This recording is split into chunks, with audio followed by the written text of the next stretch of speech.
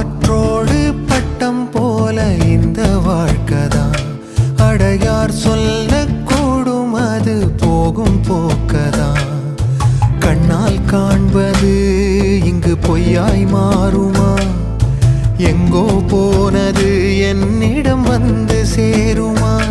ஒரு தெய்வம் பார்க்க வந்து ஒரு தெய்வம் போச்சு என்று நம் வாழ்க்கை